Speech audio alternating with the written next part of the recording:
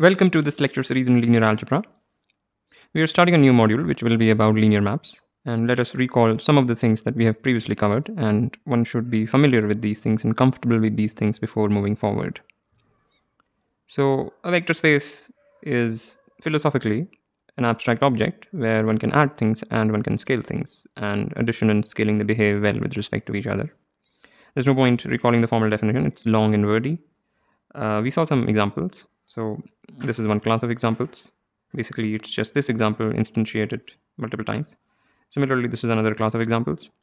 And this is one class of examples. There are, of course, more examples, but these are kind of the main ones for us. We discussed the notion of linear combination. So you have a bunch of vectors, then you can scale each of them and then add the scaled ones. So that's a linear combination.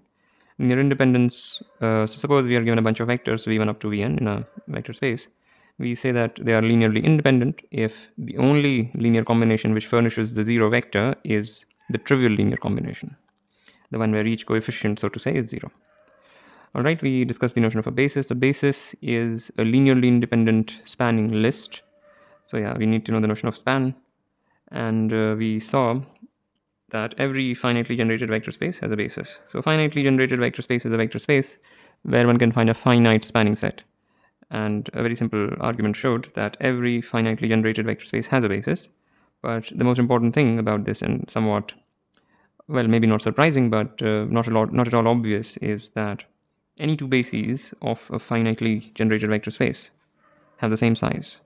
And this allows us to define the notion of dimension. We just declare the size of any basis as the dimension of the vector space. We discussed the notion of a subspace, and that if you have a finitely generated vector space, every subspace is also finitely generated. We saw that if you pick a basis of a subspace, then you can extend that to a basis of the parent space. And we saw many other things, but I guess this is a good summary of what we have done so far. All right, these are the problems. And now let us start with the material of this lecture. Okay, so I want to give a disclaimer, is that when we say vector space, we will mean a finite dimensional vector space, unless we specifically prescribe otherwise. So even if I don't say finite dimensional vector space, I just mean a finite dimensional vector space. All right, so let V and W be some vector spaces over a common base field F. So then a linear map, also called a linear transformation, from V to W is a map of this sort.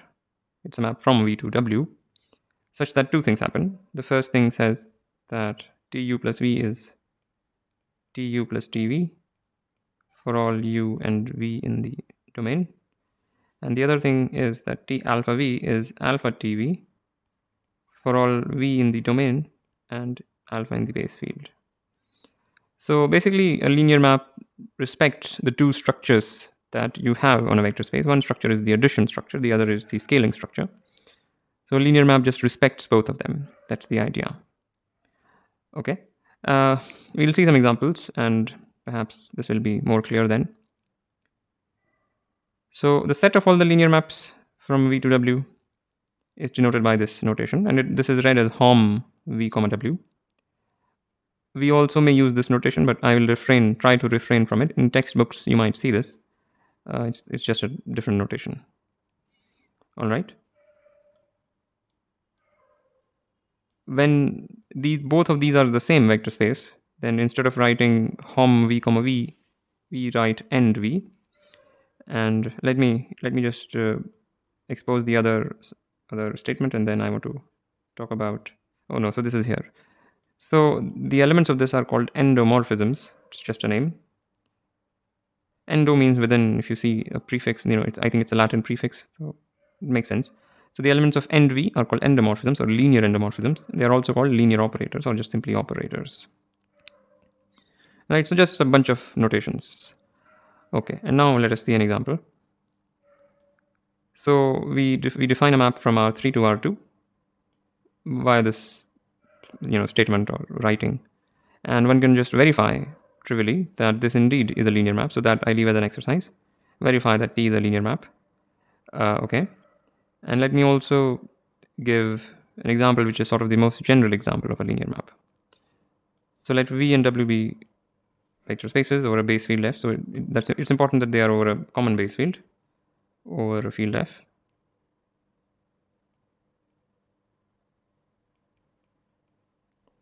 Fix a basis of the domain space, or rather not the domain, just the vector space V, and fix some n vectors where, well, I shouldn't say n vectors, fix some m vectors. So m is the dimension of V, and fix some m vectors in W. Then define, or rather what I want to say is this. There is a unique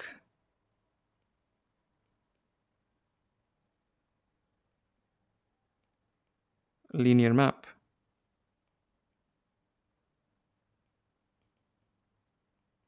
such that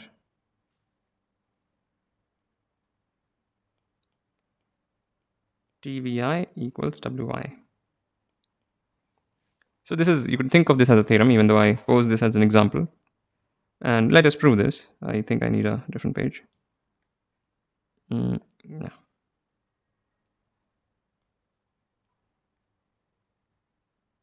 All right, I hope it's vertical. Yeah, I think it is.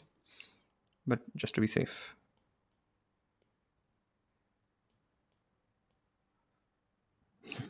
Okay. So how do we prove that? So, well, define T from V to W as T alpha 1 V1 plus dot dot dot alpha n Vn equals alpha 1 W1 plus dot dot dot alpha n Wn. So just define it like that.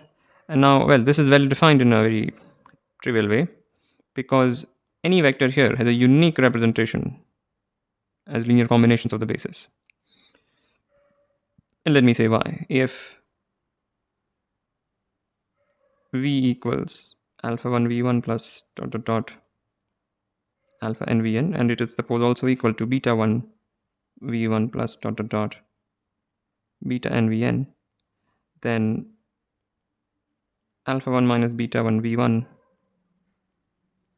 plus dot dot dot alpha n minus beta n Vn equals 0, which implies, because V1 up to Vn is in particular linearly independent, since it forms a basis, we have alpha I equals beta I for each I.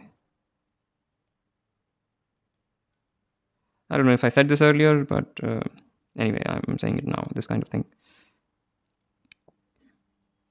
So the point is, any vector here has a unique representation of this sort, meaning you'll find unique alpha 1 up to alpha n such that this particular linear combination is the chosen vector in the domain. So this map is well defined. And it is easy to check that it is linear. Check that T is linear. And also, what is T of V1, let's say? T of V1 is nothing but T1 V1 plus 0 V2 plus dot dot dot 0 Vn, which is equal to 1 W1 plus 0 W2. This is by definition of T. 0 Wn, but what is that? That is W1. Similarly, one can show that T of Vi equals Wi. Okay, this is for all I. So what we have shown is that indeed there exists a linear map with the property that Tvi is Wi for each I. I should say for each I. But we also should argue that there is only one such linear map.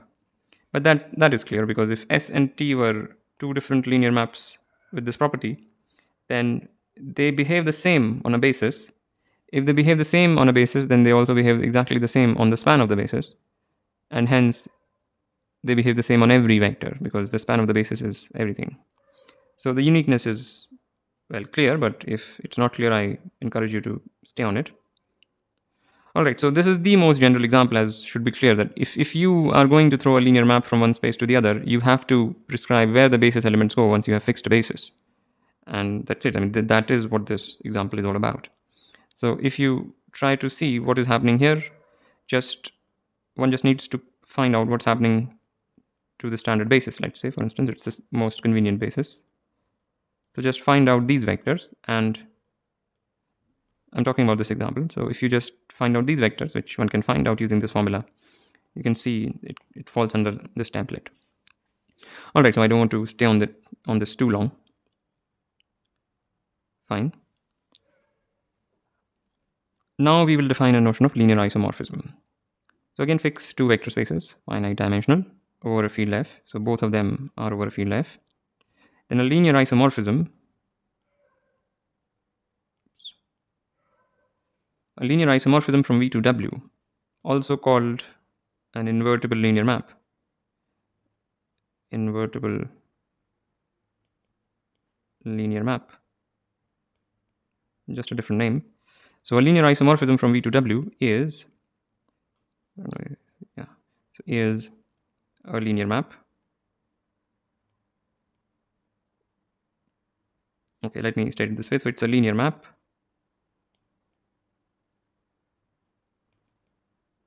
from V to W such that there exists a linear map S in the other direction with the property that, or satisfying,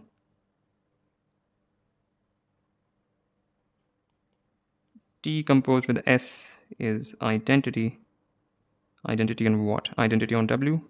And S composed with T is identity on V. So what are we trying to say? We're saying if we go from W to V via S, and then from V to W via T, the resultant is identity on W, meaning, what does that mean? It means this sends little w to little w. And the second one says that if you go from V to W via T,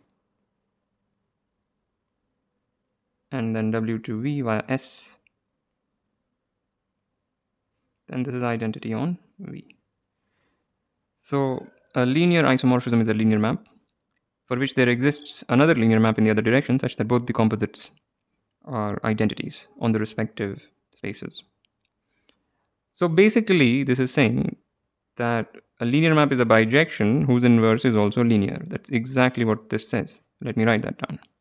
So in other words, a linear isomorphism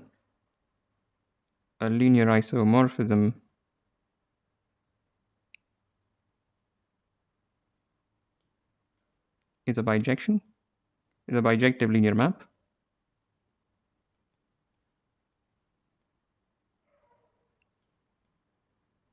whose inverse is also linear. So as soon as you have a bijective map, you can talk about its set theoretic inverse.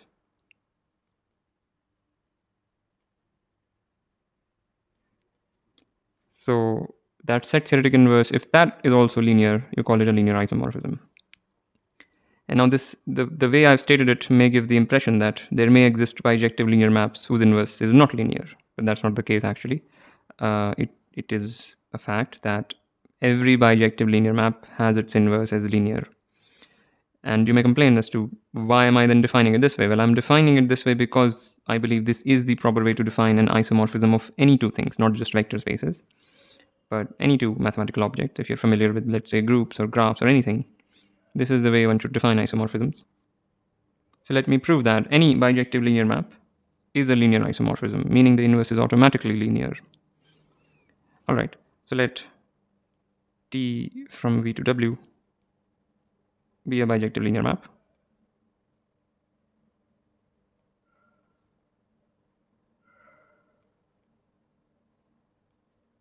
And want to show that T inverse is linear. So there are two things that we need to check about T inverse. One is the addition property and the other is the scaling property. I will just check the addition property, that it preserves addition, sort of.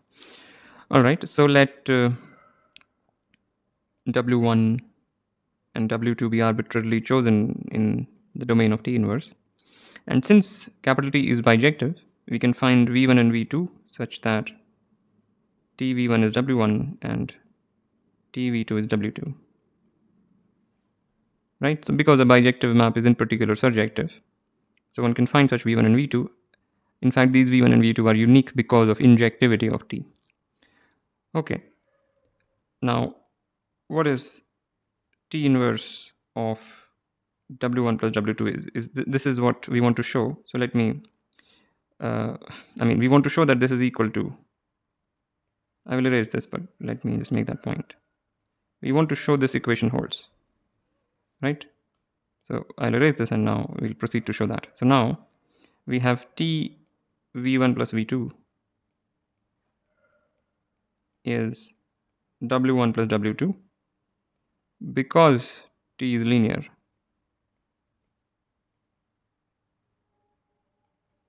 Therefore,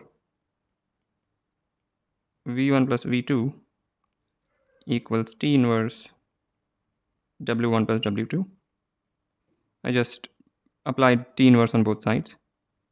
But what is v1? v1 is T inverse w1, right? Because Tv1 is w1, therefore v1 is T inverse w1. T is bijective, so we can do this.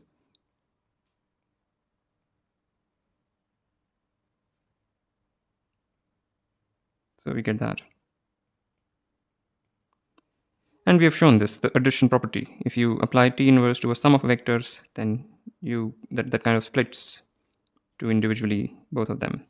And similarly, you can show that T inverse alpha W equals alpha T inverse W for all alpha in F and W in W. So I leave that part as an exercise. And this shows that any bijective linear map is a linear isomorphism, or it's an invertible linear map. Yeah. So today's lecture was not technically dense, but the notion of a linear map is of utmost importance in linear algebra. And with that, I want to end this lecture. As usual, like, comment, share, subscribe. I also have Patreon. The link is in the description below. Thank you for listening, and I'll see you next time.